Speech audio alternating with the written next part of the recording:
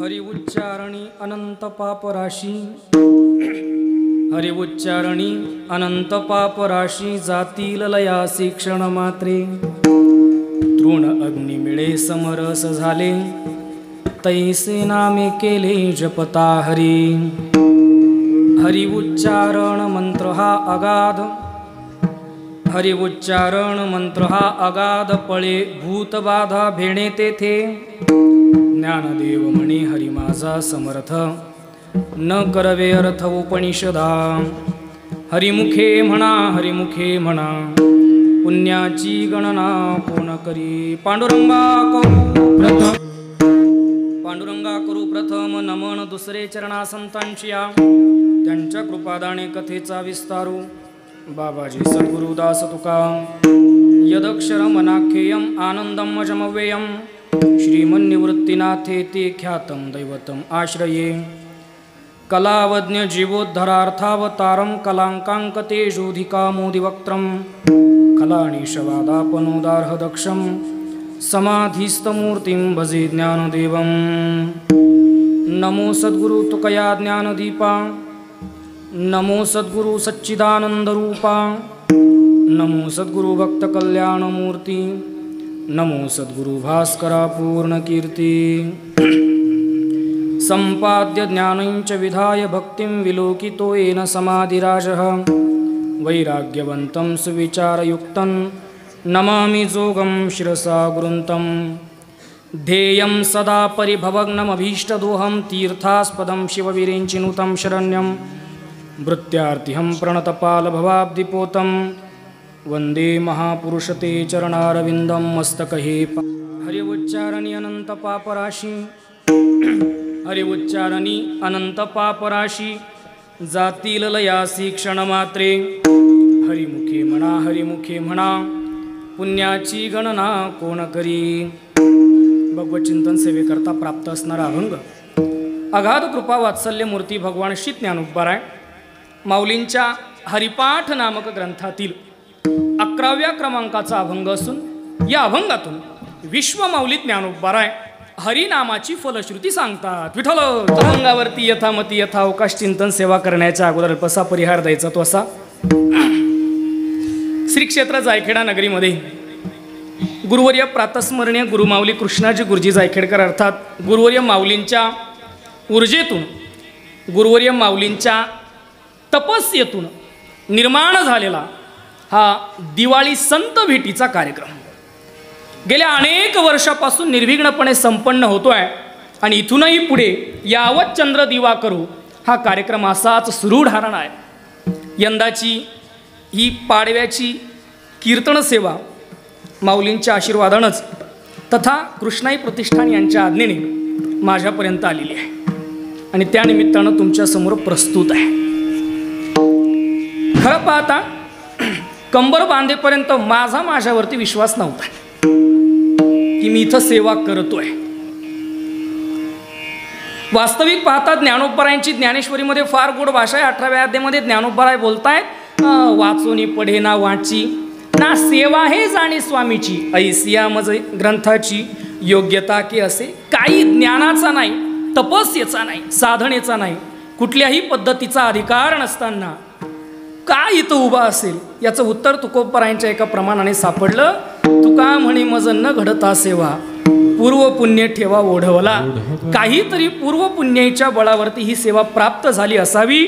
मग बोलायचं कसं? गुरुमाऊली पाठीमाग आहेत, समोरही उपस्थित आहेत आणि समोर तुम्ही सगळे महेश स्वरूप असणारे श्रोते प्रेरणा करतायत, कृपादृष्टीने पाहतायत। आदरणीय प्रत्यक्ष तुकोबराय आज कीर्तनासाठी उपस्थित आहेत आणि म्हणून सगळ्यांच्या कृपा आशीर्वादानं ज्ञानोबराय तुकोबराय स्वानंद सुखनिवासी सद्गुरू जोग महाराज तथा ही सगळी संत महंत आचार्य मंडळी जशी कृपा करेल त्या पद्धतीनं सेवा करण्याचा प्रयत्न करतो। भजन करा विठ्ठल विठ्ठल। मी बोलावं आणि तुम्ही ऐकावं याच्यातला काही भाग नाही। मी काहीतरी चिंतन अभंगाचं सांगावं आणि मग तुमच्या चिंतनात भर पडणार आहे असं काही नाही। एक सेवा करायची आहे। खरं पाहता आज इथं उभं राहिल्यानंतर अनुभव एकच आहे, एखाद्या विद्यार्थ्यांना MPSC UPSC देण्यासाठी प्रयत्न करावा। वर्षानुवर्ष अभ्यास करत राहावा, तो वाट पाहतो त्या दिवसाची, ती अचिव्हमेंट, ते डेस्टिनेशन, तो गोल, ते एम, ते ध्येय प्राप्त होण्यासाठीची वाट पाहत असतो. आणि एकदा का त्याला ते ध्येय प्राप्त झालं की त्याच्या मनाची जी अवस्था असते ना, ती आज माझ्या मनाची झाली आहे. आणि म्हणून हे साध्य, हे डेस्टिनेशन, हे गोल प्राप्त झालंय. खरं पाहता सामान्य माणसाचा जर विचार केला तर सामान्य माणसाच्या दृष्टिकोनातून दिवाळी वर्षातून एकचदा येते, वर्षातून एकचदा दिवाळी आहे. पण वारकऱ्यांच्या संबंधाने, आध्यात्मिक माणसाच्या संबंधाने, पारमार्थिकाच्या संबंधाने विचार केला तर पारमार्थिक माणसाला दिवाळी वर्षातून एकदा नाही, पारमार्थिक माणसाला दिवाळी रोज आहे, रोज दिवाळी. सदा सण सात आम्हा नित्य दिवाळी, आनंदी निर्भय आमुचा कैवारी बळी, तुकोबाराय बोलतायत, नामदेवरायांची भाषा आहे. विठोबाचे राज्य आम्हा नित्य दिवाळी, नामदेवराय बोलतायत आमची रोज दिवाळी आहे. त्या परमात्म्याच्या सत्तेमध्ये आम्ही दिवाळीचा आनंद रोज साजरा करतोय, रोज साजरा करतोय. दिवाळी म्हणजे आपण सगळे हिंदू संस्कृतीत जन्माला आलो, आपण सगळे दिव्याची उपासना करतोय, म्हणजे ज्ञानाची उपासना करतोय. तमसोमा ज्योतिर्गमय म्हणून आपल्या सगळ्यांचा प्रवास तो ज्ञान स्वरूप असणारा परमात्मा, त्या परमात्म्याच्या दिशेने चाललाय. अगदी दिवाळी शब्दाची व्युत्पत्ती जर करायची झाली, दिवा अर्थात प्रकाश आणि आळी म्हणजे रांग असा अर्थ होतो. दिव्यांची रांग, दिव्यांचा प्रकाश, जो दिव्याची अर्थात प्रकाशाची उपासना आपण सगळेजण करतो. वारकऱ्याची दिवाळी रोज आहे महाराज, रोज दिवाळी आहे. पण तरी सुद्धा या दिवाळीचे थोडेसे अंतर्गत दोन भेद जर करायचे झाले तर या दिवाळीचे दोन प्रकार करता येतील. पहिला प्रकार ती म्हणजे संतांच्या भेटीची दिवाळी आणि दुसरा प्रकार देवाच्या भेटीची दिवाळी. विठ्ठल, दोन भेद करता येतात. एक दिवाळी आहे संतांच्या भेटीची, सखे हरिजन भेट दिवाळी तोची माझा सण, सखे हरिजन भेटतील, सखे हरिजन भेटतील, तो माझा दसरा दिवाळी सण, तो माझ्यासाठी दिवाळीचा सण आहे. तुका म्हणे आले घरा तोची दिवाळी दसरा, तुका म्हणे त्यांच्या घरची उष्टावळी, मजते दिवाळी दसरा सण. ज्या दिवशी मला संत भेटतील त्या दिवशी आमची दिवाळी होणार आहे. पहिली दिवाळी साधूच्या भेटीची दिवाळी असते. आणि मला वाटतं या दिवाळीचा आपण प्रत्येक वर्षी अनुभव घेतो. जायखेड्याला येतो म्हणजे साधूची भेट घेतो, साधूच्या भेटीची दिवाळी संपन्न करतो. का साधूच्या भेटीची दिवाळी करायची आहे, का दरवर्षी माऊलींना भेटायचं आहे? दर्शनाने पुष्टी होते. इथं तुम्ही सगळेजण कीर्तन फक्त निमित्त आहे, आलेत बसलोत म्हणून परमात्म्याचं नामचिंतन करायचं. पण इथं ज्या वेळेला सगळे साधू मंडळी एकमेकाला भेटतात, सगळे कीर्तनकार एकमेकाला भेटतात, तीच त्यांच्यासाठी दिवाळी झालेली असते. संतांची दिवाळी म्हणजे काय हो? संतांच्या भेटीची दिवाळी काय? संतांच्या भेटीची दिवाळी म्हणजे संत वाङ्मयाच्या भेटीची दिवाळी, संत विचाराच्या भेटीची दिवाळी आम्ही संपन्न करत आहोत. पुन्हा पुन्हा आता प्रत्येकाच्या घरामध्ये या घडीला सद्यस्थितीला पाहुणे मंडळी आहे, लेकी आल्यात प्रत्येकाच्या, पाहुण्यांची गलबजल आहे, घरामध्ये गर्दी आहे पाहुण्यांची. पण तरीसुद्धा घरातली पाहुणे मंडळी सोडून, घरातली माया, घरातलं प्रेम सोडून सगळेजण दिवाळीसाठी आलो. ही दिवाळी एकाच वाक्यात जर सांगायची झाली तर आमचा प्रवास माईकाकडून शाश्वताकडे चाललाय. ही दिवाळी आहे. माईक सोडून शाश्वताकडे धावत धावत येतो आम्ही माऊलींच्या स्वरूपाकडे.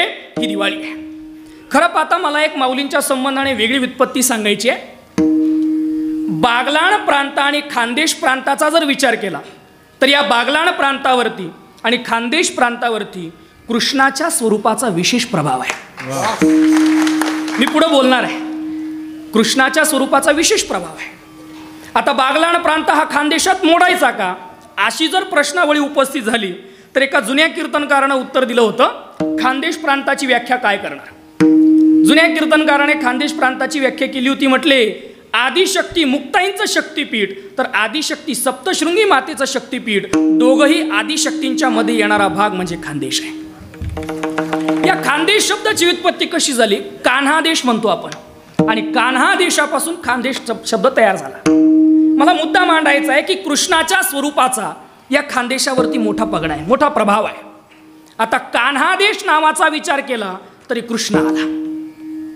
दुसरी महत्वाची गोष्ट असं म्हणतात, एक मतप्रवाह आहे, जास्त चिकित्सा करण्याचं काही काम नाही, एक मतप्रवाह आहे की कृष्ण परमात्मा ज्या नंद बाबाकडे वाढले त्या नंद बाबाची एक उपराजधानी खानदेशात होती, तिचं नाव होतं नंद दरबार म्हणायची तिला.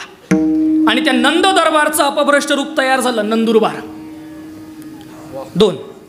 तिसरा मुद्दा, कृष्ण परमात्मा ज्यावेळेला रुक्मिणी मातेला घेऊन गेले त्यावेळेला याच खानदेशच्या मार्गाने गेले आणि त्या खानदेशच्या मार्गाने जात असताना रुक्मिणी मातेने कृष्ण परमात्मा हा एकमेव वर वरला म्हणून तिला म्हटलं गेलं एक वरा, ती एक वराची झाली खानदेशवासियांची कुलदेवी एकवीरा.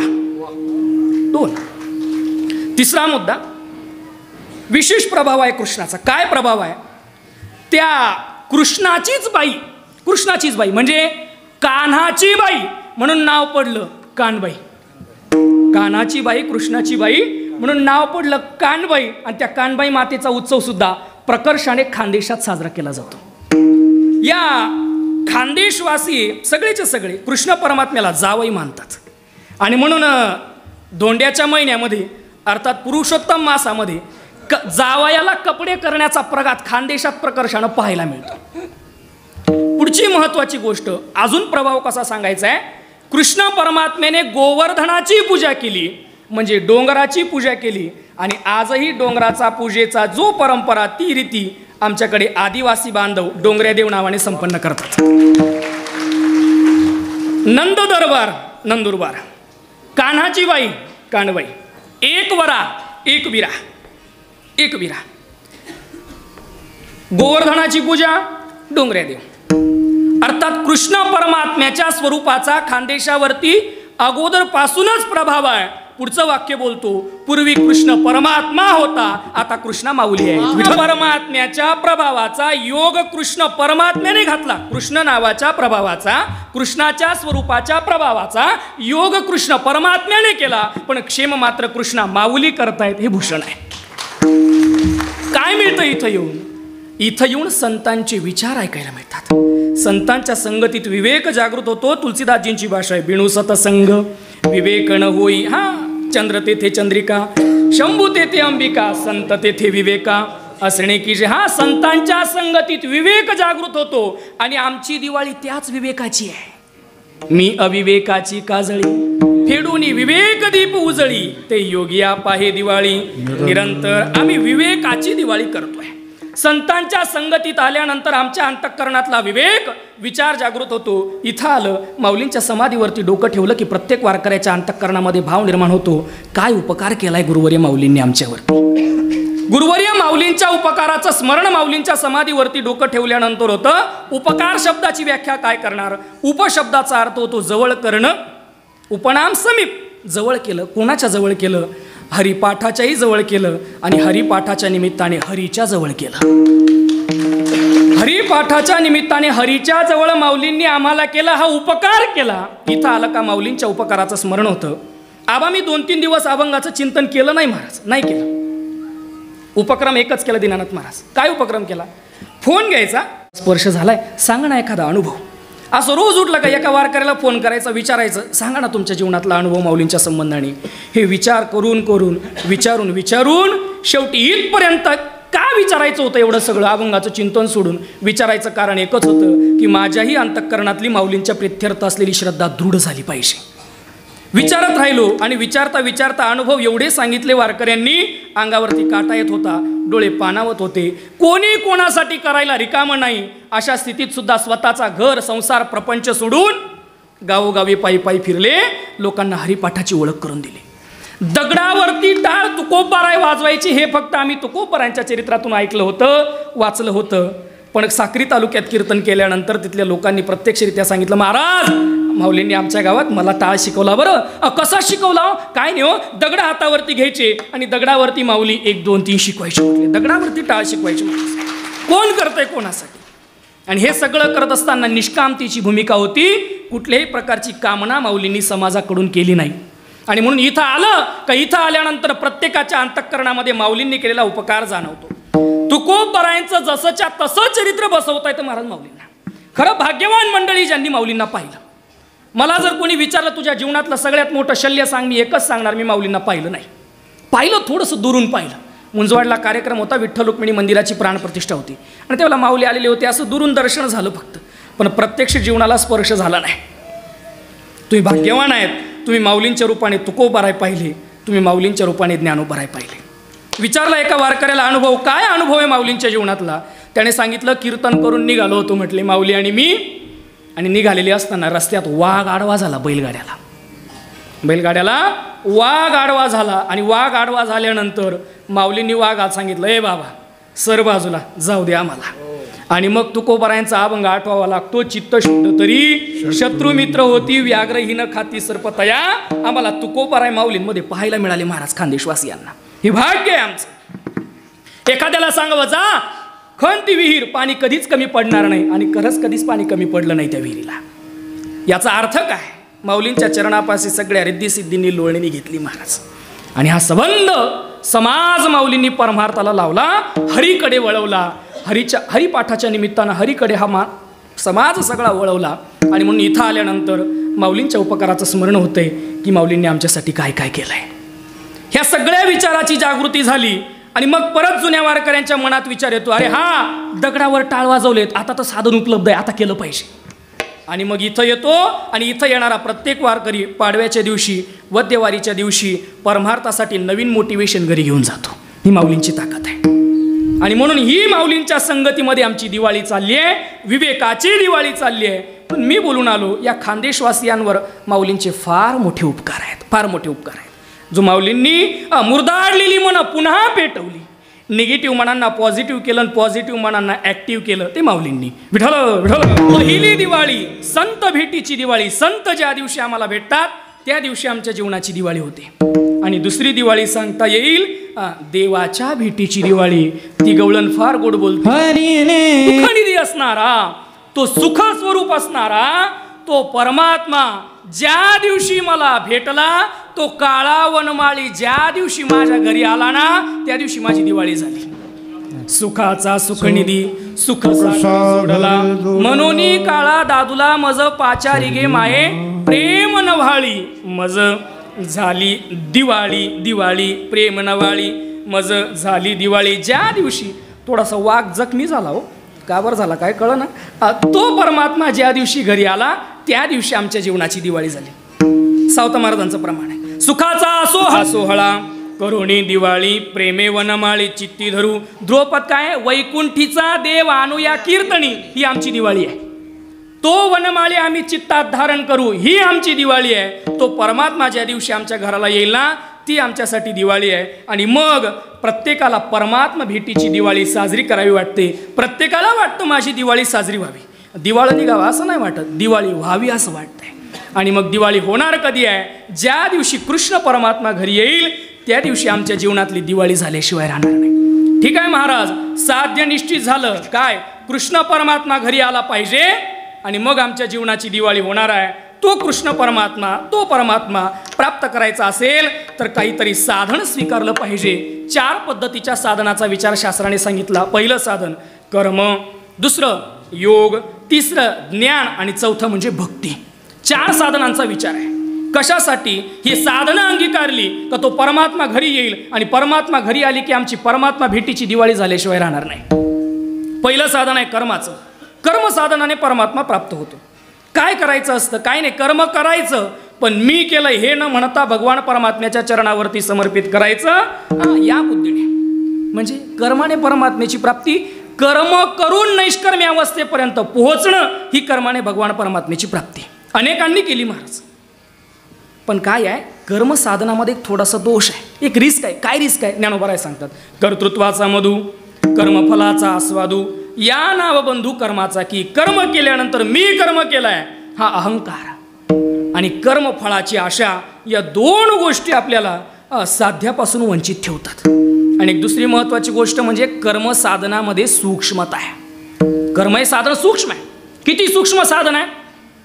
अगदी जेवणाच्या ताटावर बसल्यानंतर आपण एक क्रिया करतो. काय क्रिया करतो? हातात पाणी घेतो, ताटाला पाणी फिरवतो आणि मग जेवणाला प्रारंभ करतो. का फिरवायचं असतं ताटाला पाणी? ताटाला मुंग्या लागू नये म्हणून नाही ना. पाणी का फिरवायचं असतं? पाणी फिरवण्याचं कारण की आम्ही जे जेवण जेवतोय ते आधी परमात्म्याला समर्पित करावं आणि मग खावं. बरं, पाणी फिरवण्याचा नियम आहे. नाथ महाराज भागवतात सांगतात किती पाणी फिरवावं? 1 उडदाचा दाना भिजेल इतकं पाणी घ्यावं. आणि म्हटले कमी जास्त झालं तर दारू पिण्याचं पाप आहे. पाणी किती घ्यायचं? 1 उडदाचा दाना भिजेल इतकं पाणी घ्यावं. पाणी कमी किंवा जास्त झालं तर दारू पिण्याचं पाप आहे. मग एखादा म्हणेल न फिरवलेलं काय वाईट आहे? नाही जर फिरवलं तर परमात्मा चोर बोलतायत. तैर दत्तान प्रदायेभ्यो यो भुंक्तेस तेन एव सहस्तेन एव. तो चोर आहे. कोण? जो मी दिलेले भोग मला समर्पित न करता खातो. परमात्मा बोलतात तो चोर आहे. आणि पाणी फिरवताना कमी जास्त झालं तर दारू पिण्याचं पाप, आणि नाहीच फिरवलं तर चोर ठरतोय. मग आता करायचं काय? गुरुवर यांच्या मुखातून मधला मार्ग ऐकला होता. म्हटले प्रयत्न करायचा, आता तेवढं पाणी घेण्याचा प्रयत्न करायचा. पाणी हातात घेतल्यानंतर श्लोक म्हणायचा, पाणी फिरवायचं. पुंडलिक वरदा म्हणायचं नाही लवकर, श्लोक म्हणायचा, पाणी फिरवायचं, आणि पाणी फिरवून झाल्यानंतर पुंडलिक वरदा म्हणायचं. असा क्रम सांगितला. असं का? तर म्हटले पाणी हातात घेत असताना कमी जास्त होतं. त्यात आमची गीतेची संहिता, श्लोक म्हणताना कमी जास्त होतं. आणि मग श्लोक म्हणत असताना, पाणी फिरवत असताना दोष तयार होतो, आणि मग त्या दोषाच्या क्षालनासाठी नामचिंतन करा पुंडलिक वरदा हरी विठ्ठल. हा क्रम सांगितला. एवढं सगळं कशासाठी चाललंय? म्हटले कर्माची वाट सूक्ष्म आहे. ठीक आहे महाराज, कर्माची वाट सूक्ष्म आहे. दुसरा एखादा मार्ग सांगा. दुसरा मार्ग शास्त्राने सांगितला योगाचा. योगाने भगवान परमात्म्याची प्राप्ती होती. पण कलियुगामध्ये योग करताना मोठ्या मोठ्यांना साध्य झाला नाही. आपली गणती कुठं करतात? स्वानंद सुखनिवासी सद्गुरू जोग महाराजांनी योग मार्गाचा अवलंब केला होता. परिणाम, महाराजांच्या नाडीचा एक ठोका कमी पडायला लागला. जिथं जोग महाराजांची ही अवस्था योगाच्या संबंधाने, तिथं आपल्यासारख्याची काय कथा करतात महाराज. आणि म्हणून योग मार्गाने, योगाच्या मार्गाने भगवान परमात्म्याची प्राप्ती व्हायची. पण पूर्वी, आता मात्र तशी शरीरेष्टी आयुष्याची मर्यादा राहिली नाही. तिसरा मार्ग महाराज, ज्ञानाने परमात्म्याची प्राप्ती होते. ज्ञानाने परमात्म्याची प्राप्ती होते. काय करायचं असतं नक्की? अगोदर तो अधिकारी पाहिजे. अगोदर अधिकारी पाहिजे. अधिकारी साधन चतुष्टय संपन्न पाहिजे. विवेक, वैराग्य, समाधी षटक, मुमुक्षुता त्याच्या ठिकाणी पाहिजे. हे सगळं झालं का त्याला योग्य श्रीगुरु भेटले पाहिजे. श्रोत्रिय ब्रह्मनिष्ठ कृपाळू असणारे श्रीगुरु त्याला भेटले का मग श्रीगुरु उपदेश करतात तत्वमसी. साधक ग्रहण करतो अहम ब्रह्मास्मी. याला म्हणा ज्ञानाने परमात्म्याची प्राप्ती. हे किती अवघड आहे. आता जे 10 सेकंद बोललो ते कोणालाच कळलं नाही, एवढं अवघड आहे. साधन चतुष्टय संपन्नता वगैरे एवढं कठीण आहे. बरं, जरी झाली ज्ञानाने भगवान परमात्म्याची प्राप्ती, ज्ञानोबराय सांगतायत नवल अहंकाराची गोठी, विशेषण लगे अज्ञानापाठी, सज्ञानाचे झोंबे कंठी, नाना संकटे नाचवी. मग पर्याय काय? पर्याय एकमेव म्हणजे भक्ती. विठ्ठल. या तीनही साधनांमध्ये हे दोष पाहायला मिळाले. म्हटले कर्म साधन सूक्ष्म आहे, ज्ञान साधनामध्ये अहंकाराची प्राप्ती आहे, योग साधन कठीण आहे. याच्यापेक्षा सोपं साधन सांगा. शास्त्राने सोपं साधन सांगितलं, ते म्हणजे भक्ती. भक्तीने परमात्म्याची प्राप्ती होते. या साधनांचा निषेध केला. अवघ्या वाटा झाल्या क्षीण, कळी नगडे साधन, उचित विधी विधान न कळे नगडे सर्वता. कळतही नाही, घडतही नाही. पर्याय काय? पर्याय एकच आहे, भक्तिपंथ बहु सोपा. तुका म्हणे सोपे आहे सर्वाहुनी. का? ते तुकोबार एकीकडे भक्तिपंथ बहु सोपा म्हणताय, आणि तेच तुकोबार एकीकडे भक्ती तो कठीण शुळावरील पोळी म्हणून. मग हे असं तू तोंडी बोलणं बरं नाही ना. अगोदर म्हणायचं भक्तिपंथ बहु सोपा, आणि त्याच तुकोबारांनी म्हणायचं भक्ती तो कठीण. एकीकडे सोपंही म्हणायचं, एकीकडे कठीणही म्हणायचं. नक्की आम्ही समजायचं काय? आता जे प्रमाण म्हटलं ना, तुका म्हणे सोपे आहे सर्वावणी, त्यातच उत्तर आहे. वास्तवात पाहायला गेलं तर भक्ती कठीणच आहे, पण सोपे आहे. कसे? सर्वाहुनी. वास्तवात पाहायला गेलं तर भक्ती कठीणच आहे, पण अन्य साधनांच्या सापेक्ष सोपी आहे. वास्तवात पाहायला गेलं भक्ती सोपी नाही, पण अन्य साधनांच्या सापेक्ष भक्ती सोपी आहे. आणि त्या भक्तीचा अवलंब करायचा आहे. परमात्मा भेटणार आहे भक्ती केल्यानंतर. त्या भक्तीचा आत्मा जर कोणता असेल तर त्या भक्तीचा आत्मा म्हणजे परमात्म्याचं नामचिंतन आहे. त्या नामचिंतनाचा सगळी संत मांदियाळी आग्रह करते. हरिमुखे म्हणा हरी. त्या परमात्म्याच्या नामचिंतनाचा सगळ्या संत मांदियाळीने आग्रह केला. हरिमुखे म्हणा, हरिमुखे म्हणा. हरिपाठामध्ये ज्ञानोबराय हरीच्या पाठाचा आग्रह करतात. या हरिपाठ शब्दाची व्युत्पत्ती जर पाहायला गेलो तर हरे हे पाठ इति हरिपाठ. हरीचा पाठ त्याला हरिपाठ म्हणा. दुसरी व्याख्या करता येईल, हरे हे पाठ यस्मात सह हरिपाठ. ज्याच्यात हरीचा पाठ आहे तो हरिपाठ. तिसरी व्याख्या करता येईल, हरे हे पाठ येण तो हरिपाठ. ज्या साधनाने हरीचा पाठ होतो ते साधन म्हणजे हरिपाठ. हरीचा पाठ हरिपाठ. हरीचा पाठ ज्याच्यात आहे तो हरिपाठ. हरीचा पाठ ज्या साधनाने होतो तो हरिपाठ. पण आता ऐका, या तिघही व्याख्यांमध्ये कमतरता पाहायला मिळते. काय कमतरता आहे महाराज? नामाशिवाय नामीचा स्वतंत्र उच्चार संभवत नाही. नामाशिवाय नामीचा स्वतंत्र उच्चार संभवत नाही. परिणामाने आम्हाला हरिपाठाची व्याख्या करावी लागते. हरे हे नामनः पाठ इति हरिपाठ. मध्यम पदलोपी समास करायचा, नामपदाचा लोप करायचा, हरीच्या नामाचा पाठ तो हरिपाठ.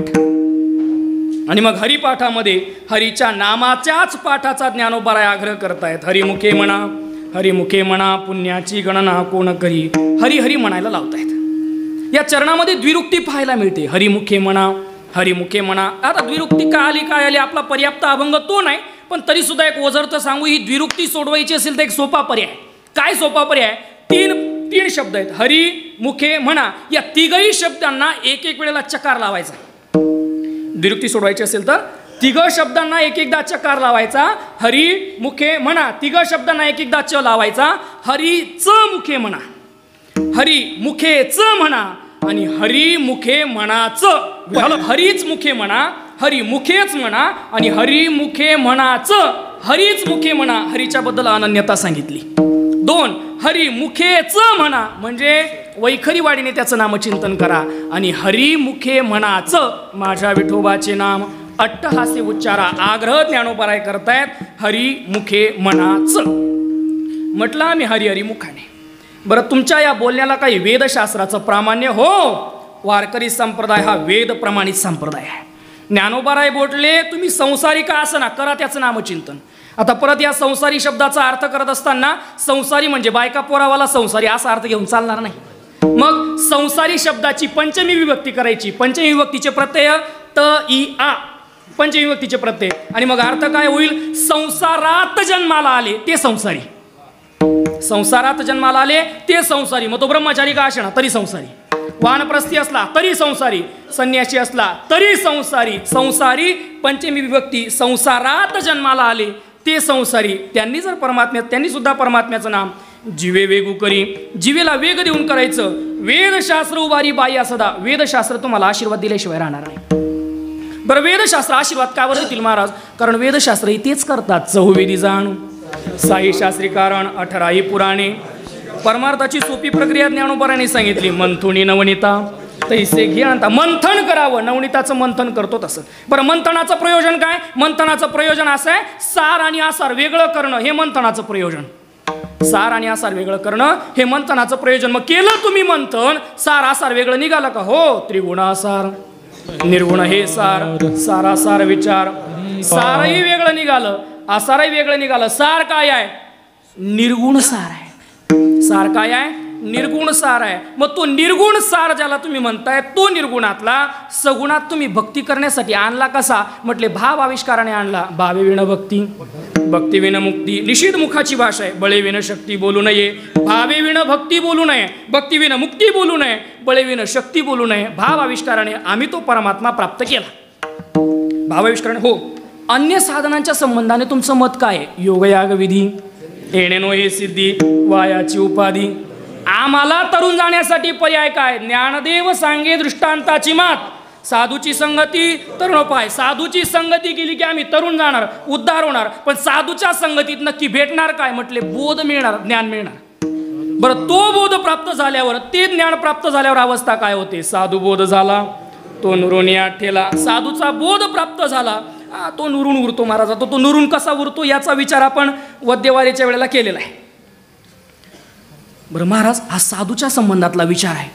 जो असाधू आहे त्याच्या संबंधाने काय? पुन्हा निषेधमुखाची भाषा आहे. पर्वताप्रमाणे पातक करणे, नाही जासी भक्ती तो पतित भक्त. ज्ञानदेवा प्रमाण आत्मा हा निदान, सर्व घटी पूर्ण एक नांदे. तो हरी, तो आत्मा प्रत्येक घटामध्ये व्याप्त आहे. मग प्रत्येक घटामध्ये व्याप्त असणारा तो परमात्मा जर प्राप्त करायचा असेल तर आकळावा श्रीपती.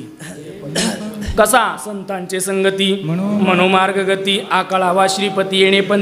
येणे पंथी श्रीपती आकळावा, मनोमार्ग गती, संतांचे संगती. काय होणार? तेथे रामनाम होईल श्रवण, एकतत्व नाम साधिती साधन, द्वैताचे बंधन न बाधीचे. द्वैत्याला बाधत नाही, ज्ञान प्राप्त होतं म्हटले. खाओ, मग कठीण असलं पाहिजे ते? नाही नाही, ज्ञानदेव म्हणे नाम हे सुलभ. सुलभ आहे, सोपं आहे. पण काय आहे? सोपं म्हटलं का जनसामान्यांची सोप्या गोष्टीकडे पाहण्याची दृष्टी ही उपेक्षात्मक होते. सामान्य माणसं सोप्या गोष्टीकडे उपेक्षेने पाहतात. जेवढं साधन कठीण तेवढं फळ चांगलं, अशी भावना होती. आता थोडंसं माफी मागून विधान करू का? आता जर इथं एखाद्या कीर्तनकारानं सांगितलं तुम्हाला रामकृष्णारी म्हटलं पाहिजे, एकादशी केली पाहिजे, सोमवार केला पाहिजे, नाही मग अमावस्येच्या रात्री 12 वाजता उठा, बेलाचं पान घ्या, त्याला मध लावा आणि शिवजीच्या लिंगाला चिटकवा. हा मग बाबा हुशार होता. जेवढं साधन कठीण तेवढी फलप्राप्ती चांगली, अशी आमची धारणा झाली. ज्ञानोबराय तुम्ही सोपं सांगतायत म्हणजे हलकं असलं पाहिजे, उपेक्षात्मक दृष्टी होते. ज्ञानोबराय बोलतायत जरी सोपं आहे तरी सुद्धा उपेक्षणीय नाही. अरे नामचिंतनाच्या सापेक्ष उलट ज्ञानाची प्राप्ती कठीण आहे. मागं पाहिले किती कठीण आहे. नामचिंतनाच्या सापेक्ष ज्ञानाची प्राप्ती कठीण आहे. पण असं कठीण असणारं ज्ञान त्याची जरी प्राप्ती तुला झाली आणि तू जर परमात्म्याचं नामचिंतन करत नशील तर व्यर्थ त्याचे ज्ञान. विष्णू विना जप व्यर्थ त्याचे ज्ञान. रामकृष्णी म्हणून नाही ज्याचे त्याचे ज्ञान व्यर्थ. जो परमात्म्याचं नामचिंतन करत नाही त्याचं ज्ञान व्यर्थ आहे म्हटले ज्ञानोबाराया. ज्ञानाचं जाऊ द्या तुम्ही, आता ज्ञानही नको म्हणतात परमात्म्याच्या नामाशिवाय, योगही नको म्हणतात परमात्म्याच्या नावाशिवाय. आम्हाला दर दिवाळीला एक सवय. काय सवय म्हटले? पाहुणे पै एकत्र आलेले असतात, टूर काढतो आम्ही. म्हणजे शुद्ध मराठी तीर्थयात्रा करण्यासाठी जातो. पण ज्ञानोबाराय म्हटले किती तीर्थयात्रा कर, पण नामचिंतनामध्ये जर तुझं चित्त नसेल, चित्त नाही नामी तरी ते व्यर्थ. हा सगळे बोलतायत ही माऊलींचीच कृपा आहे बरं, सगळे हरिपाठ बोलतायत ही माऊलींचीच कृपा आहे. त्रिवेणी संगमी नाना तीर्थे भ्रमी, चित्त नाही नामी तरी ती व्यर्थ. ज्ञानोबराय तुम्ही योग यागादी साधन पण नामचिंतनाशिवाय नको म्हणतात, ज्ञान पण नामचिंतनाशिवाय नको म्हणतात, तीर्थयात्रा सुद्धा नामचिंतनाशिवाय नको म्हणतात. अहो एखादा सगळं करत असेल पण नामचिंतन करत नसेल तर ज्ञानोबराय म्हटले त्याच्यासारखा पापी तोच आहे. नामासे विन्मुख तो न. ही नामचिंतनाच्या संबंधाने अनन्यता आहेत. ज्ञानोबराय बोलतायत काही का करेना, किती चांगला असू दे, किती मधुर बोलू दे, किती परोपकारी असू दे, पण तो जर नामचिंतनाला विन्मुख असेल तर तो पापी आहे. 10व्या अभंगाच्या 2ऱ्या चरणापर्यंत आलोय बरं. म्हणजे शहाण्या गुरुजीचं लक्षण असं असतं की मागचं शिकवलेलं रिवाईज करायचं असतं मग पुढचं शिकवायचं असतं. गुरुजी शिक्षक होते ना म्हणून सांगितलं, बाकी काही नाही. नामासे विन्मुख तो नर पापिया. जो नामचिंतनाला विन्मुख आहे तो पापी म्हटले. मग आता ऐका, तो नामचिंतनाला विन्मुख असणारा तो पापी, तो जर पुण्यवानामध्ये परावर्तित करायचा असेल तर तो नामचिंतनाला विन्मुख आहे ना, तो सन्मुख करावा लागेल. तो नामचिंतनाला सन्मुख झाला, तो नामचिंतन जर त्याने केलं तर त्याच्या जीवनातल्या अनंत पापाच्या राशी जळून जातील. हरी उच्चारणी अनंत पाप राशी जातील लयासी क्षण मात्रे. तो जो नामासी विन्मुख पापिया होता ना, तो जर पुण्यवान करायचा असेल तर तो नामचिंतनाला सन्मुख झाला पाहिजे.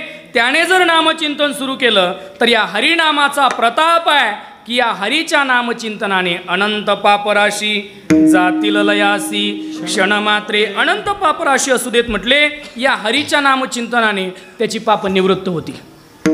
ज्ञानोबराय हरिपाठामध्ये हरीच्या नामाच्या पाठाचा आग्रह जरी करत असले तरी बऱ्याच वेळेला कृष्ण, राम, नारायण याही नामांचा उल्लेख हरिपाठामध्ये पाहायला मिळतो.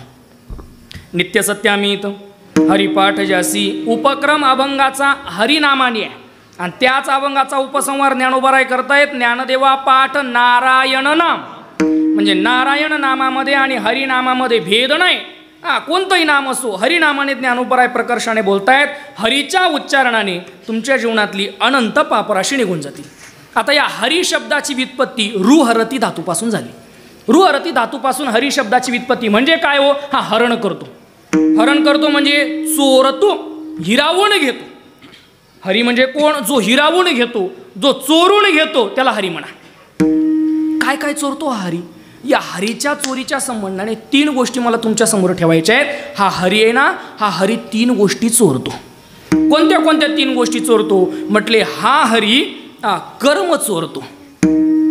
2 हा हरी चित्त चोरतो आणि हा हरी पाप चोरतो. विठ्ठल चोरतो, हिरावून घेतो, म्हणून याला हरी म्हणतात. कशा कशाला हिरावून घेतो? काय काय चोरतो हा म्हटले? कर्म चोरतो, चित्त चोरतो आणि पाप चोरतो. दही दूध लोणी मुद्दाम सांगितलं नाही आपल्याला काय काल्याचं कीर्तन करायचं आहे. पहिली गोष्ट हा कर्माची चोरी करतो. कर्माची चोरी करतो. प्रकार असा घडला, त्या गोकुळामध्ये असं दिवाळीचा सण मस्त जल्लोषात साजरा होत होता. आणि त्या दिवाळीच्या सणामध्ये एका गवळणीने अतिउत्साहामध्ये कृष्ण परमात्म्याला घरी फराळाला बोलवलं. कृष्णा सांगितलं, कृष्णा उद्या आपल्या घरी फराळाला यायचं. कृष्णा म्हटले चालेल. कृष्ण परमात्मा दुसऱ्या दिवशी त्या गवळणीच्या घरी फराळाला गेले. आणि त्या गवळणीच्या घरी फराळाला गेल्यानंतर आता दिवाळीमध्ये काय विशेष नाश्ता बनवायची गरज राहत नाही, सगळं तयारच असते. चिवडा शेव काय असेल नसेल ते त्या गवळणीने एका प्लेटमध्ये आणलं, कृष्ण परमात्म्याला दिलं. कृष्ण परमात्म्याने त्या दिवाळीचा फराळ करायला सुरुवात केली. तो फराळ खाल्ला, अजून मागितला, गवळणीने अजून दिला. कृष्ण परमात्म्याने तो फराळ संपेपर्यंत खाल्ला. एवढा भुकाळ असणारा तो कृष्ण परमात्मा, ती गवळण म्हणते, हे बाबा संपला आता, गपरा माझ्या मिपणाचा करोनी फराळ पुरले खावयासी बैसला सकळ. ऐसा भुकाळू हा नंदाचा गोवळ, यासी न पुरेची ग्रासिता माझा खेळवो, आता काय देऊ नसता जवळी. ते गवळ आणि त्या पूर्ण गवळणीमध्ये निळोबराय सांगतायत, याने कशा कशाचा फराळ केला. म्हटले याने प्रारब्ध खाल्लं, संचित खाल्लं, याने विषय वासना खाल्ल्या. पुढचा जन्म घेण्यासाठी जे जे कर्म कारणीभूत होतं ते सगळं कर्म याने भक्षण केलं. म्हणून हरी विठ्ठलाने हरी काही उरोने दिवुरी, हा उरू देत नाही. काय उरू देत नाही, पुढचा जन्म घेण्यासाठी जे जे कारण ठरणार आहे त्या सगळ्या कर्माचा हा चोरून घेतो, कर्म चोरून घेतो, कर्माचं अपहरण करतो. म्हणून याला नाव पडलं हरी. हरी पहिली गोष्ट हा कर्म चोरतो. 2 हा चित्त चोरतो. महाराज इथं पाहिजे होतं बरं का. आता हरिणे माझे हरिले चित्त, चित्त चोरीले नंदाच्या नंदने, हा चित्ताची चोरी करतो. बाबा प्रसंग असा घडला, हा चित्त एवढा भयंकर चोरतो ना. ती नवीनच लग्न करून आलेली गवळण होती. नवीनच लग्न झालं होतं, आता लग्न नवीनच होतं पण तरी नवीन लग्न करून आलेली गवळण होती. आणि ती गवळण आल्यानंतर नांदायला आली. नांदायला आलेल्या गवळणीला सासू नांदायला आल्या गवळणीला सासू सांगायची, संध्याकाळी आरशात पाहायचं नाही, घराच्या बाहेर निघायचं नाही, संध्याकाळी मेकअप इंग्लिशमध्ये शृंगार करायचा नाही, अजिबात नाही, आरशात पाहायचं नाही, बाहेर निघायचं नाही, अजिबात नाही. ती गवळण विचार करायची, मी आत्ता नांदायला आली नाही, माझी सासू मला एवढी दमदाट्या का बरं करते. पूर्वी सासू खराबही होत्या म्हणा, एवढी दमदाटी का बरं करत असली पाहिजे. ती गवळण विचार करायची, एवढी दमदाटी करते मला, आरशात पाहू नको, शृंगार करू नको, आणि बाहेर तर मुळीच जायचं नाही संध्याकाळी. ती गवळण विचार करते, माझी सासू मला संध्याकाळी घराच्या बाहेर जाऊ का बरं देत नाही. तिने असा विषय दुपारच्या मिटिंगमध्ये शेजारच्या गवळणीपाशी काढला. आणि शेजारच्या गवळणीला म्हणायला लागली, म्हटले का ग, माझी सासू मी नांदायला आल्यापासून मला रोज एकच गोष्ट सांगते. काय गोष्ट सांगते, संध्याकाळी आरशात पाहायचं नाही, संध्याकाळी शृंगार करायचा नाही, संध्याकाळी बाहेर निघायचं नाही, रोज हेच सांगते. का बरं माझी सासू मला बाहेर निघू देत नसेल. मग शेजारच्या गवळणीने उपदेश केला, म्हटली एक काम कर, तुला काय प्रश्न पडलाय, बाहेर का बरं निघू देत नाही असं ना, हा मग एक काम कर ना, काय निघून पाय. वेगळं नाही, बाहेर बाहेर.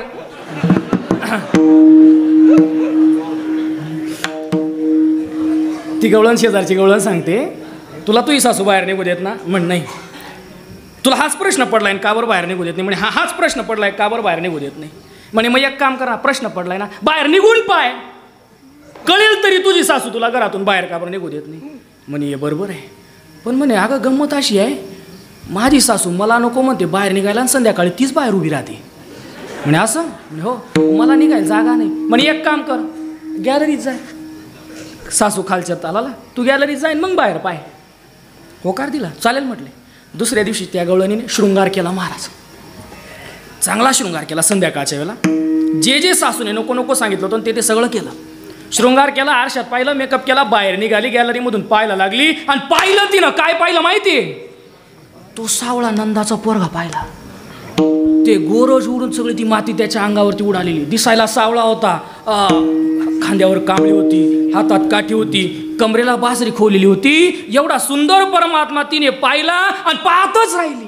पाहिला नंदाचा नंदन, तेने वेदिले मन वेदिले म्हणजे चित्ताची चोरी केली. आणि मग सासू तिला घरात ओढायची, घरात वय. ती म्हणे आता शक्य नाही, आता शक्य नाही. आणि मग सासू सुनेला सांगायला लागली, बाई एवढ्या एका कारणामुळेच मी तुला सांगत होती बाहेर निघू नको, कारण माझी सासू बी मला असंच सांगत होती बाहेर निघू नको. मी ऐकली नाही. ज्या दिवसापासून बाहेर निघाली त्या दिवसापासून संध्याकाळचा स्वयंपाकाचा वेळ चुकायला लागला. हरिणे माझे, हा चित्ताची चोरी करतो महाराज, म्हणून हा हरी आहे. पहिली गोष्ट कर्माची चोरी करतो म्हणून हरी. दुसरी गोष्ट चित्ताची चोरी करतो म्हणून हरी. आणि तिसरी गोष्ट हा पापाची चोरी करतो.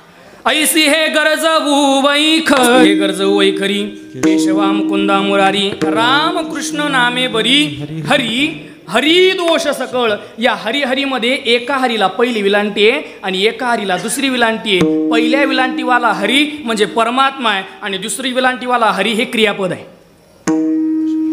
पहिल्या विलांटीवाला हरी हे परमात्म्याचं नाव आहे आणि दुसऱ्या विलांटीवाला हरी हे क्रियापद आहे. हरी हरी दोष सकळ.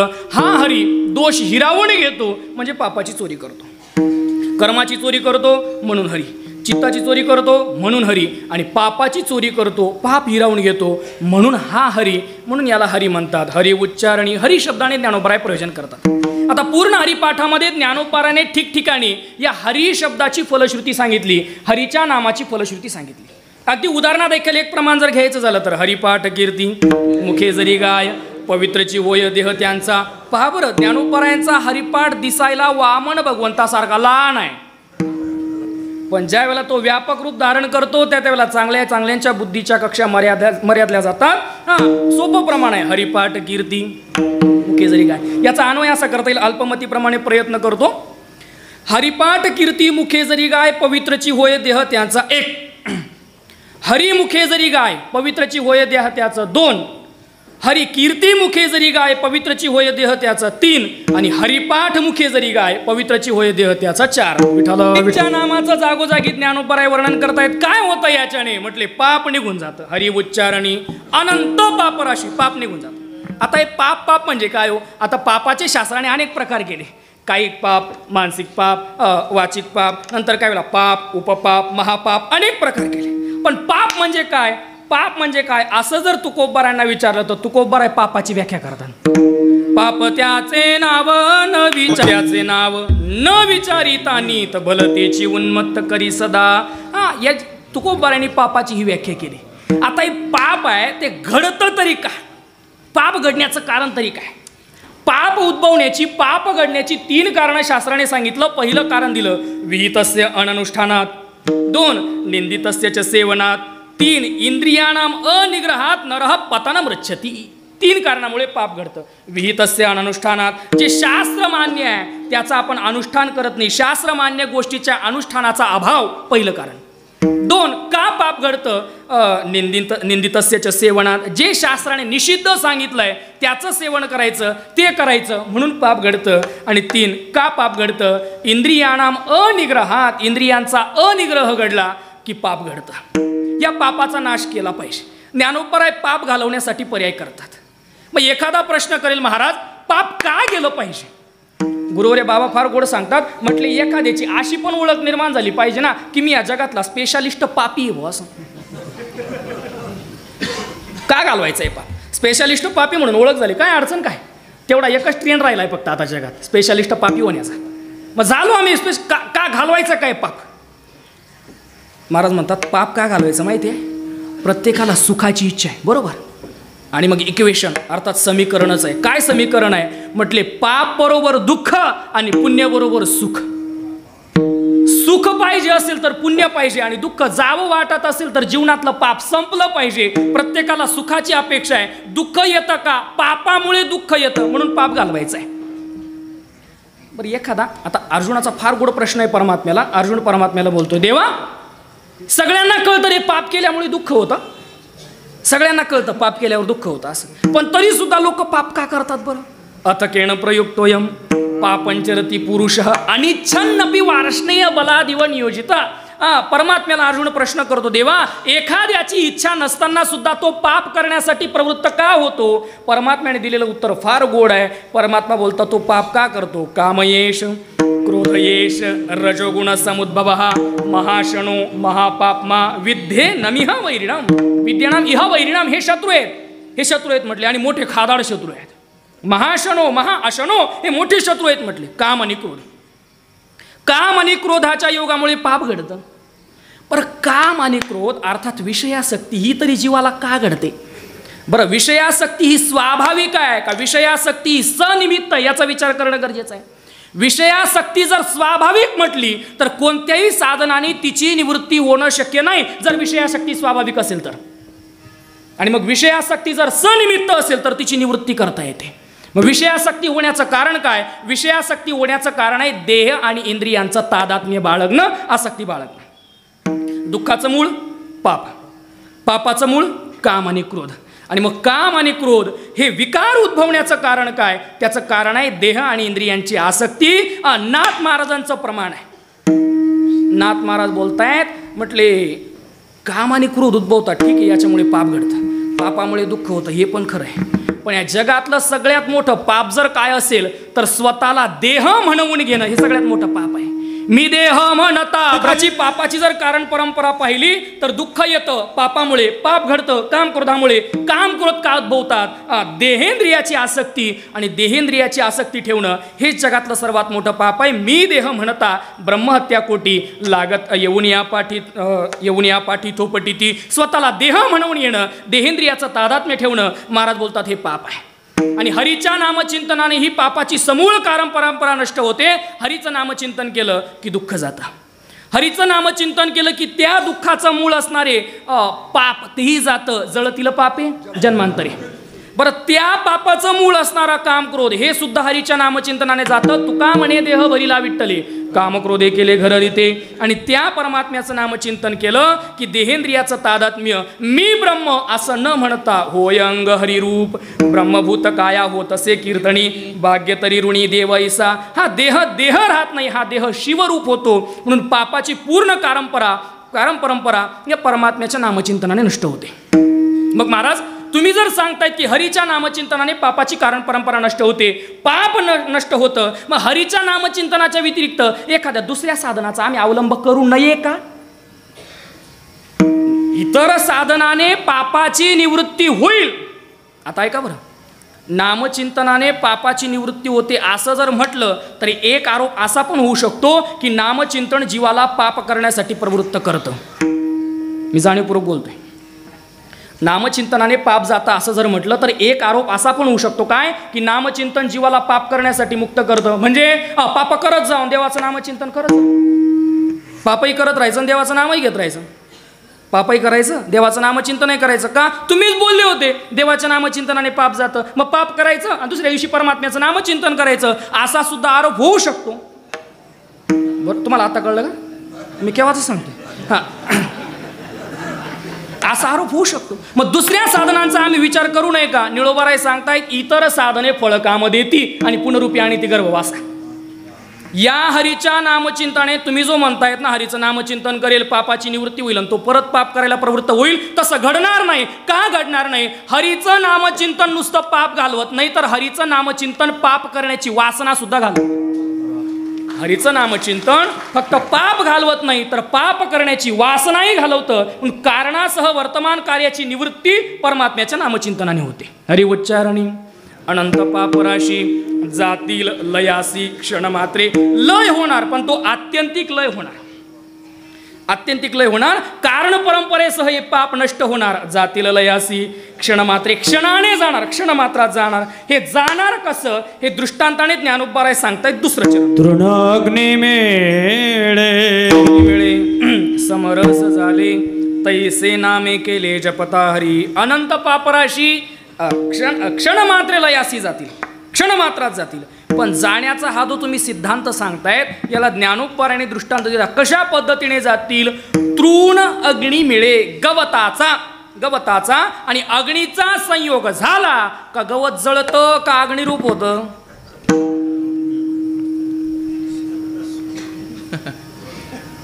गवताचा आणि अग्नीचा संयोग झाला का गवत जळतं, नवे नवे गवत अग्निरूप होतं. तद्वत या तो जो नामासी विन्मुख होता ना त्याने जर परमात्म्याचं नामचिंतन केलं तर त्याच्या जवळ असणारा पाप जळून जाईल आणि तो हरिरूप होईल. समरस झाले तैसे हरिनामे जपता केले.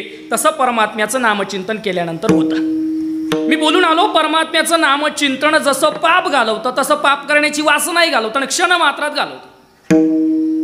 प्रेममूर्ती मीराबाई महाराजांच्या जीवनचरित्रात प्रसंग असा घडला की मीराबाईंच्या दासी होत्या त्या राजवाड्यामध्ये आणि त्या दासीचा एक मुलगा, तरुण मुलगा. त्या तरुण मुलाला मीराबाईंच्या प्रित्यर्थ मनामध्ये अभिलाषा निर्माण झाली आणि त्या तरुण मुलाने आपली अभिलाषा, आपला मनोदय आईपाशी बोलून दाखवला. आईचं हृदय आहे. शेवटी जरी चुकीची अभिलाषा असली तरी आई मीराबाईंकडे गेली आणि मीराबाईंकडे गेल्यानंतर प्रेममूर्ती मीराबाई महाराजांना त्या मुलाच्या मनातला मनोदय, अभिलाषा बोलून दाखवली की मुलाची अशी अशी इच्छा आहे. मीराबाई महाराजांनी सांगितलं ठीक आहे, काहीच अडचण नाही, मी त्याची इच्छा पूर्ण करते. पण त्याच्या अगोदर त्याने मी सांगेल तसं केलं पाहिजे. काय केलं पाहिजे? मीराबाई महाराजांनी त्या मुलाच्या हातामध्ये विणा दिला आणि विणा दिल्यानंतर त्या मुलाला सांगितलं, जा म्हटले हा विणा घे, झाडाखाली बसायचं आणि 3 दिवस सतत त्या परमात्म्याचं नामचिंतन करायचं. 3 दिवस परमात्म्याचं नामचिंतन करायचं. 3 दिवसात जर नामचिंतनामध्ये तुझा खंड झाला तर तुझं मुंडकं उडवलं जाईल, शिरच्छेद केला जाईल. खंडन होता कामा नाही, नामचिंतन करत राहायचं. त्याने मान्य केलं. मीराबाई भेटतायत, त्याने नामचिंतन करायला होकार दिला, विना हातात घेतला. सातत्याने 3 दिवस नामचिंतन केलं. नामचिंतन पूर्ण झाल्यानंतर डोळे उघडले आणि मीराबाईंना आई म्हणून मीराबाईंच्या पायावरती डोकं ठेवलं. ही नामचिंतनाची ताकद. नामचिंतन नुसतं पाप घालवतं असं नाही, तर नामचिंतन पाप करण्याची वासनाही घालवतं. कसं घालवतं? तृण अग्निमिळे असं घालवतं. ज्ञानोबराय या तृण शब्दाच्या ऐवजी जर काष्ट शब्दाचा प्रयोग ज्ञानोबरायांनी केला असता तरी सुद्धा छंदभंग झाला नसता. काष्ट अग्निमिळे समरस झाले असं सुद्धा म्हणू शकत होते, पण लाकडं लवकर जळत नाही. मग लवकर जळणारं, लवकर, तुम्ही लाकडंच ऐकलं ना? मी लाकडच बोललो. लाकडं लवकर जळत नाही, ते लवकर अग्निरूप होत नाही. मग लवकर अग्निरूप काय होतं म्हटले? तृण. गवत लवकर अग्निरूप होतं. तृण अग्निमिळे समरस झाले. पापाचे पर्वत भस्म नामाग्नीने अभक्तासी हानी. नामेविन नामदेव म्हणे. नामाग्नीच्या पोटी नाना पाप कोटी दग्ध होती. या नामाग्नीने म्हटले अनंत प्रकारची पाप, अनंत पापराशी दग्ध होता. तृणाग्नी मिळे समरस झाले. तैसे नामे केले जपता हरी. तैसे हरी नामे जपता केले. अजून या नामचिंतनाचं काय सामर्थ्य आहे? महाराज 3ऱ्या चरणात सांगितलं. मंत्र हा अगाध पळे भूत बाधा भेणे तेथे. त्या हरिनामाचं ज्ञानोबराय अजून सामर्थ्य सांगतायत. काय होतंय म्हटले? हा अगाध मंत्र आहे. हरी हा सामान्य शब्द नाही, हरी हा मंत्र आहे. बरं महाराज, हरी हा कोणा सामान्याचा मंत्र नाही हो. हरी हरी हरी हा मंत्र शिवाचा मंत्र. आणि मंत्र शब्दाची व्याख्या शास्त्राने केली.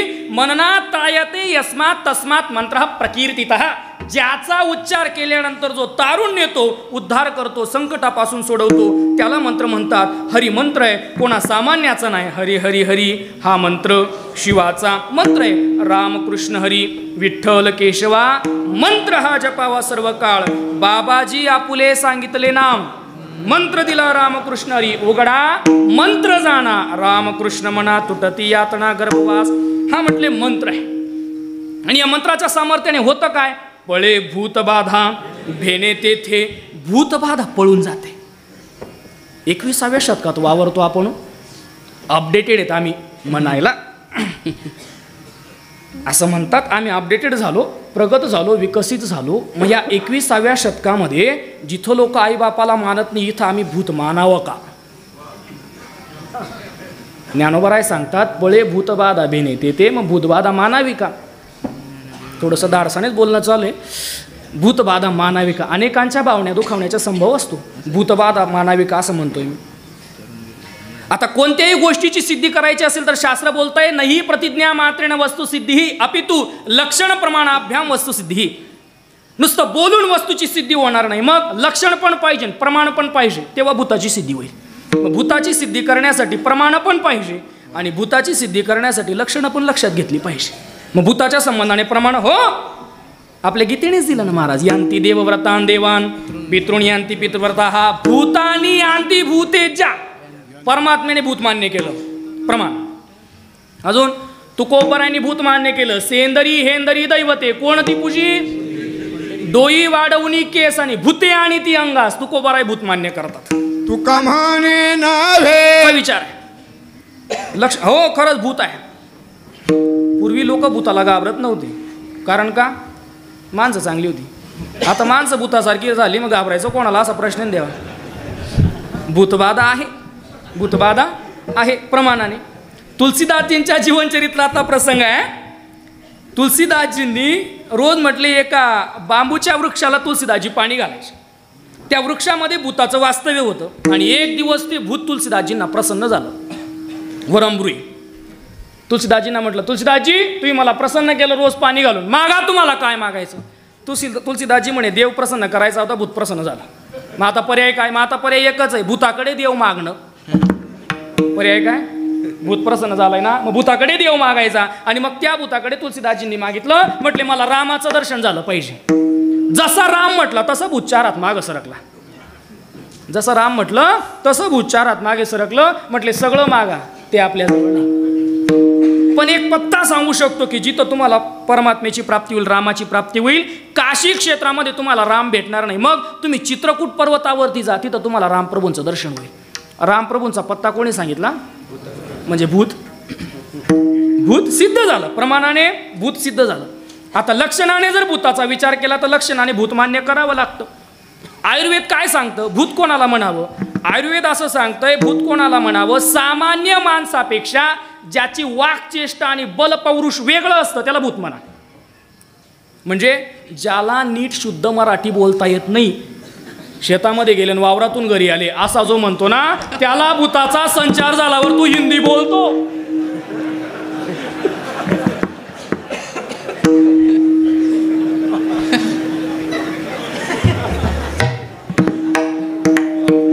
काही चुकलं नाही ना?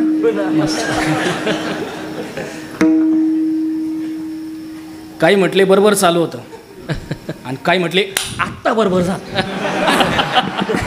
ही अडचण आहे. ज्याला नीट शुद्ध मराठी बोलता येत नाही त्याला जर भूताचा संचार झाला, तो बंगाली बोलतो, तो हिंदी बोलतो. पण नका बरं बाबा, तो बंगाली बोलतो, तो हिंदी बोलतो. म्हणजे सामान्य माणसापेक्षा वाक्चेष्टा वेगळी असते, ते तर भूतसंचार असतो. आणि सामान्य माणसापेक्षा बळ जिथं अधिक पाहायला मिळतं तिथं भूताचा संचार झाला असं समजावं. अनेक क्षेत्रावरती गेल्यानंतर मोठे मोठे खांब ठेवलेले असतात, त्या खांबावरती सामान्य माणसाला बळपूर्वक प्रयत्नपूर्वक सुद्धा चढता येत नाही. याला संचार झाला का? एका कोलांटीत खांबावर राहतो, याला म्हणायचा भूतसंचार. तुम्ही पाहिलंय, मी वेगळं सांगण्याची आवश्यकता नाही. म्हणून प्रमाणाने विचार केला तरी भूत सिद्ध आहे, लक्षणाने विचार केला तरी भूत सिद्ध आहे. अशी भूताची बाधा नामचिंतनाने जाते, पळे भूत बाधा. पण ज्ञानोबर आहे, ही जी भूत बाधा तुम्ही सांगतायत ही सगळ्यांनाच असेल असं काही नाही. पण ज्ञानोबर आहे म्हणतायत बाबा, ही जरी भूतबाधा सगळ्यांना नसली तरी सुद्धा एक भूतबाधा अशी जिने सगळ्यांना ग्रासलंय. 7वा अध्याय. जे बहुता एकावांतरू जेत अहंकाराचा भूत संचारू झाला म्हणून विसर्व आत्मबोधाचा. ज्ञानोबराय बोलतायत, या भूतबाधेने जरी सगळ्यांना ग्रासलेलं नसलं तरी सुद्धा अहंकार रूपी भूताने मात्र सगळ्यांना पछाडलंय. पण त्या परमात्म्याचं नामचिंतन केलं की दोघही प्रकारच्या भूतबाधेची निवृत्ती होते. भूत शब्दाचा एक अर्थ हे लौकिकातलं भूत केला आपण. भूत शब्दाचा दुसरा अर्थ अहंकार रूपी भूत. भूत शब्दाचा तिसरा अर्थ जर करायचा झाला, भूत शब्दाने पंचमहाभूतांचं ग्रहण करू आणि पंचमहाभूतांपासून होणारी जी जी काही बाधा आहे त्या सगळ्या बाधेचं निवृत्ती होते. कशाने? हरि उच्चारण, मंत्र हा आगाध, पळे भूत बाधा भेने ते. ज्ञानोबर आहे. त्या परमात्म्याचं नामचिंतन केल्यानंतर अनंत जन्माची पाप जातात. त्या परमात्म्याचं नामचिंतन केल्यानंतर भूतबाधा निघून जाते. एवढं सामर्थ्य त्या नामात आलं कसं? आता काय आहे, एवढं सामर्थ्य त्या नामात असण्याचं कारण असं आहे, बाबा नामी जर समर्थ असला तर नाम समर्थ असते. नामी जर समर्थ असला तर नाम समर्थ होतं. मग या सगळ्या अनिष्टाची निवृत्ती करण्याचं सामर्थ्य नामात आहे. त्याचं कारण या नामाचा नामी समर्थ आहे. ज्ञानदेव म्हणे हरी माझा समर्थ न करवे अर्थ उपनिषदा. एवढं सामर्थ्य नामचिंतनात आलं कसं? एवढं सामर्थ्य नामात येण्याचं कारण असं आहे की तो नामी समर्थ आहे. आणि ज्ञानोबराय बोलताय, तो जो नामी आहे ना तो ज्ञानदेव म्हणे हरी माझा समर्थ. आता ऐका, इथं ज्ञानोबराय हरीला माझं म्हणतायत. एक सामान्य शंका आहे, ज्ञानोबराय इथं ज्ञानदेव म्हणे हरी मी समर्थ सुद्धा म्हणू शकतले असते. अवतार पांडुरंग नाव ठेविले ज्ञानी. मी समर्थ म्हटलं असतं तरी अतिशोक्ती झाला नसतं. पण ज्ञानोबराय हरी मी नाही म्हणत, हरी माझा म्हणतात. मी हरी म्हणणं ज्ञान आहे आणि हरी माझा म्हणणं प्रेम आहे. मी हरी म्हणणं ज्ञान आहे आणि हरी माझा म्हणणं हे प्रेम आहे. ज्ञानोपाराय बोलतायत हरी माझा, कृष्ण माझी माता, कृष्ण माझा पिता, माझा म्हणतायत. आणि तुम्हाला ज्ञात असेल किंवा नसेल मला माहीत नाही, या माझा शब्दाने ज्ञानोपारायांच्या गाथ्यामध्ये फार मोठा आविष्कार आहे. म्हणजे मी बोललो होतो आबांशी या विषयांवर, जर हरिपाठाची मालिका चालू नसती तर माझं अभंग घेण्याचं प्रयोजनच होतं आणि अक्कांच्या समोर मी त्या अभंगावर चिंतन सेवा केली पण होती. ज्ञानोपारायांच्या गाथेमध्ये अहिराणी भाषेतला अभंग आहे. मी अभंग बोलून दाखवेल तुम्हाला.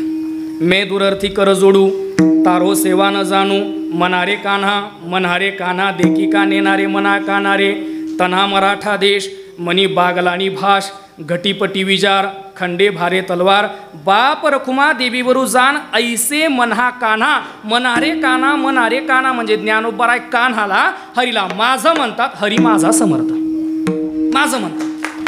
आता पुढचं बोलतो बरं, मला फार महत्त्वाचं बोलायचं आहे पुढचं. ही जी हा जो अभंग म्हटला ना अहिराणी भाषेतला, बाबा हा अभंग आंबुला प्रकरणात आला आहे आणि आंबुला प्रकरणामध्ये हा अभंग आल्यानंतर हरिभाऊ महाराज पाटलांनी या अभंगाचा विषय वाक्य असा केलं आहे की या अभंगामधून ह्या अभंगातून नाशिक जिल्ह्यातला जो बागलाण प्रांत आहे त्या बागलाण प्रांतातली एक गवळण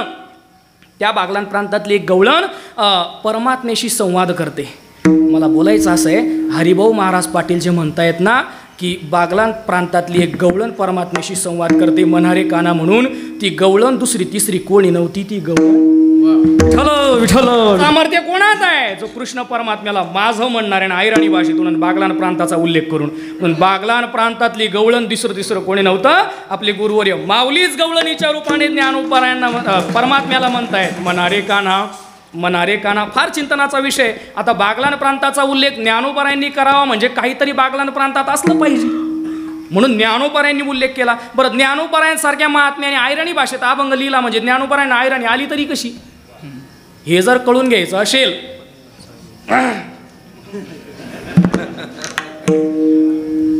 आलं तुमच्या मनात. चला पुढे. ज्ञानदेव म्हणे हरी माझा समर्थ, हरीला माझं म्हणतायत आणि समर्थ म्हणतायत. किती समर्थ आहे, अगदी वेदाला उपनिषदाला याचा अर्थ करता येत नाही. किती समर्थ म्हणतायत म्हणजे चाले हे शरीर कोणाची असत्ते, तुझिया सत्तेने वेदासी बोलणे, सूर्यासी चालणे तुझिया बळे, ऐसा तू समर्थ हरी माझा समर्थ.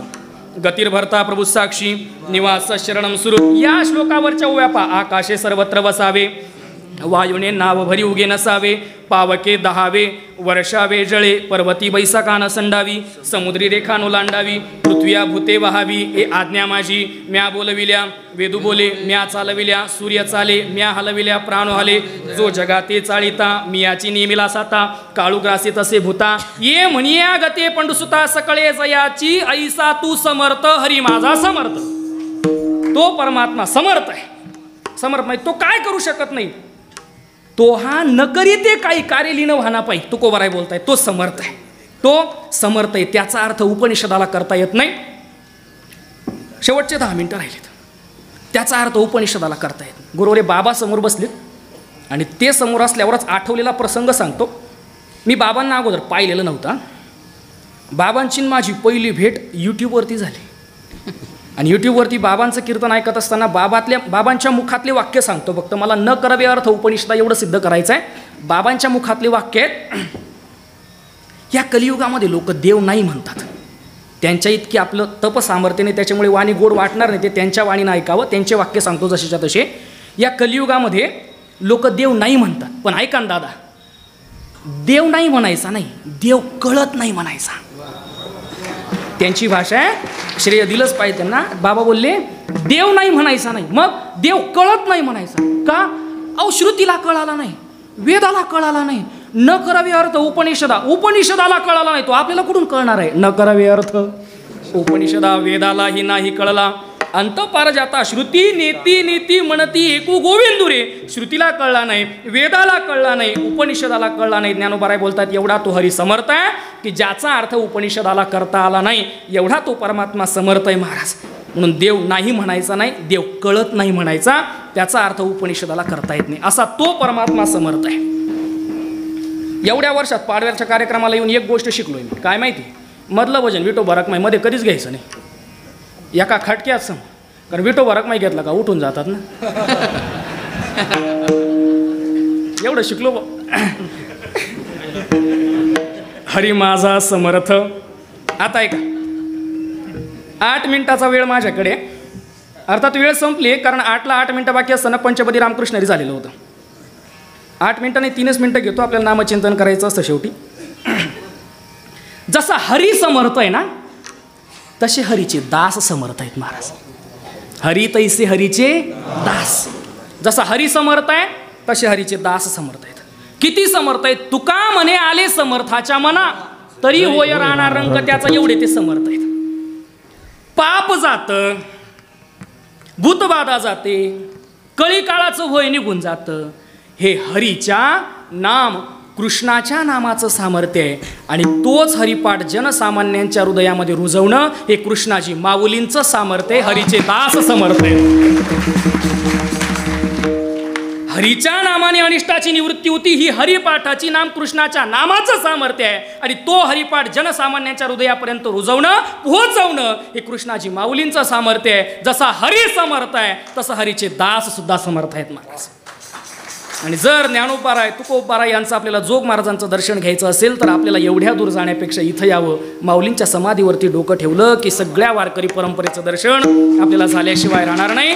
निष्कामता हा भक्तीचा प्राण आहे बाबा सांगत असतात. आणि ज्यांच्या भक्तीचा प्राण निष्कामता आहे, कोणी कोणासाठी कलियुगात करायला मोकळं नाही, अशा परिस्थितीमध्ये स्वतःच्या घर प्रपंचाचा त्याग करून लोकांच्या प्रपंचाला ठिगळं लावायची, लोकांचा प्रपंच सुधारायचा, अट्टहास एकच करायचा. हरिपाठ म्हणा, रामकृष्णानी म्हणा, एवढाच अट्टहास केला. एवढंच मागितलं लोकांकडे, तुका मागे दान द्यावे जे अनन्य. या अनन्य भक्तीचं दान फक्त साधूने समाजाकडे मागितलं. तुका म्हणे आले समर्थाच्या मना. ते समर्थ आहे ही मी वाचा बडबड करत नाही, हे अनुभवाने सांगतो. खरं पाहता पारमार्थिक क्षेत्रातला अनुभव सांगू नये, पण मला आता थोडासा तो आवरला जात नाही. मागच्या वर्षी गुरुवर्य केशवजी महाराज हगवणे यांचं कीर्तन होतं याच ठिकाणी. माऊलींच्या आशीर्वादाने त्यांच्या चरणकमलापाशी बसून काहीतरी अध्ययन करण्याचं भाग्य प्राप्त झालं. प्रसंग असा घडला, मागच्या वर्षी त्यांच्यासोबत कीर्तनाला आलो बाबा. आणि कीर्तनाला आल्यानंतर त्यांचा फेटा माझ्या हातात होता. त्याच्या मागं चालत होतं, त्यांचा फेटा माझ्या हातात होता. अगदी 8ला 5 मिनिटं बाकी असताना काहीतरी मध्ये आले महाराज. त्यांचा फेटा माझ्या हातात होता. महाराज समाधीचं दर्शन करत होते. मी इकडं तिकडं हा पूर्ण समाज पाहत होतो, ती लाईटिंग पाहत होतो, माऊलींच्या या क्षेत्रातली ऊर्जा पाहत होतो. हे सगळी साऊंड सिस्टीम, हा सगळा आवाज, हे सगळे दिग्गज कलाकारांचा आवाज ऐकत होतो. आणि या आवाजामध्ये माऊलींच्या समाधीवरती डोकं ठेवत असताना विष्णू महाराज फक्त एक संकल्प मनात निर्माण झाला, काय रे इथं करू शकतोस का कीर्तन? परिणाम तुमच्या समोर आहे. अजून 1 वर्ष सुद्धा पूर्ण झाला नाही त्या गोष्टीला, तरी होय राहणार अंक त्याचा. त्यांच्या मनात आल्यावर ते काही करू शकतात महाराज. म्हणून मी सुरुवातीलाच बोललो, मला कंबर बांधेपर्यंत विश्वास नव्हता की मी या जागेवरती कीर्तन करतोय. हे त्यांचं सामर्थ्य आहे की त्यांनी या माझ्यासारख्या अज्ञानी बालकाच्या मुखातून बोलवून घेतलं. आणि हे त्यांचं सामर्थ्य आहे की ज्यांनी जनसामान्यांच्या हृदयामध्ये हरिपाठ कोरला. मी माऊलींना पाहिलं नाही, खरंच जीवनातलं फार मोठं शल्य आहे, पण अभिमान आहे की मी बाबांना पाहिलं. ही जमेची बाजू आहे. साक्री तालुक्यामध्ये कीर्तनाला गेल्यानंतर शाळेमध्ये दिवसभर पोरांना शिकून दमलो. मोटरसायकलती बसलो, रस्ता खड्ड्याचा होता. हे काही सांगायच्या गोष्टी, रस्ता खड्ड्याचा होता. त्या गावाला पोहोचलो. गावाला पोहोचल्यानंतर तरुण मुलगा, मी पलंगावरती अंग टाकून घेतलं. म्हातारे माणसं म्हणायला लागले, का हो तुम्ही तर लई जवळून आले मुंजवाडून, आणि तरी सुद्धा एवढे थकले कसे? ते म्हणणारे उठून गेले. दुसरे एक बाबा आले आणि दुसरे बाबा मला सांगायला लागले, महाराज माऊलींचं साक्री तालुक्यातलं हे आमचं पहिलं गाव आहे, ज्या गावाला माऊली पायी पायी यायचे आणि हरिपाठ शिकवायचे. अंग दुखणं कुठं निघून गेलं कळालं नाही महाराज. भाऊ मोटरसायकलवर जाऊन अंग दुखवतोय, पण माऊलींनी पायी पायी प्रवास करून हे सगळे लोक जागे केलेत परमार्थासाठी. हे माऊलींचं सामर्थ्य आहे. म्हणून त्यांच्या सामर्थ्याने आपण सगळे घर प्रपंच, घरातले पाहुणे पै दिवाळीच्या दिवशी सगळ्या संसाराची आसक्ती सोडून इथं प्रवृत्त होतो. हे माऊलींच्या प्रित्यर्थ आपलं असलेलं प्रेम आहे. हे माऊलींच्या प्रित्यर्थ आपलं असलेलं प्रेम असंच वृद्धिंगत होत राहो, ही माऊलींच्या चरणी प्रार्थना करूया. बोलत असताना एखादा अपसिद्धांत माझ्या वाणीतून गेला असेल तर तो माझ्या बुद्धीचा दोष आहे. जे बरोबर असेल ते स्वानंद सुखनिवासी सद्गुरू जोग महाराज वारकरी शिक्षण संस्थेच्या गुरुवर्यांचं, उपस्थित सगळ्या संत आचार्य महंतांचं प्रेरणा म्हणून आहे. खरं पाहता मी माऊलींचाच, म्हणजे मला घडण्याचं कारण अप्रत्यक्षरित्या माऊलीच आहेत. तो माझा वैयक्तिक प्रेमाचा विषय म्हणा. की आपल्या खानदेशामध्ये मला वाटतं पहिलं शिबिर त्यावेळेला भरवलं होतं पिंपळनेर गावामध्ये एकविरा मातेच्या मंदिरामध्ये. पहिलं शिबिर प्रातस्मरणीय गुरुवर्य जे अपरोक्ष उपस्थित आहेत विजय महाराज काळे यांनी भरवलं होतं. त्या शिबिरामध्ये आरूबाबा होते. नामदेव महाराज पण होते. आणि त्या शिबिरामध्ये एक सहज चांगलं बोलतो म्हणून असं ते म्हटले होते, चांगलं बोलतो म्हणून त्यांनी काय केलं, का कागदावरती कीर्तन लिहून दिलं वहीवरती 2, 4, 5, 7 पानांचं. ती लिहून दिल्यानंतर तिला उभं करून त्यांनीच धोतर नेसवायचं, त्यांनीच फेटा बांधायचा. एवढंच कळायचं. तिथं फक्त त्या बॅनरवरती माऊलींचा फोटो दिसायचा, पत्रिकेवर माऊलींचा फोटो दिसायचा. उभं केलं तसं 1 तासभर कीर्तन केलं पाठ करून, आणि ते आज समोर आहेत आणि ते आज पाहत आहेत. ही माऊलींची कृपा. तिथून इथपर्यंत हा प्रवास, ही सगळी माऊलींची कृपा झाली. खरं हे स्वतःचं कौतुक नाही, मला माऊलींच्या ऊर्जेतून काय प्राप्त झालं हे सांगण्याचा हा प्रयास आहे. म्हणून असंच माऊलींची ऊर्जा आपल्या सगळ्यांना प्राप्त होत राहो. माऊलींच्या प्रित्यर्थ, माऊलींच्या परंपरे प्रित्यर्थ आपल्याला असंच प्रेम वृद्धिंगत होत राहो. पुनश्च एकदा सगळ्यांच्या चरणावरती नतमस्तक होतो. आदरणीय बाबा, आदरणीय शास्त्री बाबा, सगळी परिसरातील बडी बडी मंडळी या ठिकाणी उपस्थित आहेत. प्रत्येकाचा नामोल्लेख करणं शक्य नाही. आदरणीय अक्कासुद्धा या ठिकाणी प्रत्यक्ष उपस्थित आहेत. पुनश्च एकदा सगळ्यांच्या चरणावरती नतमस्तक होतो. काही चुकीचा अपसिद्धांत असेल माझा मला परत करा. जे बरोबर असेल ते गुरुवर्यांचं समजून त्याचा स्वीकार करा. विठोबा रखुमाई.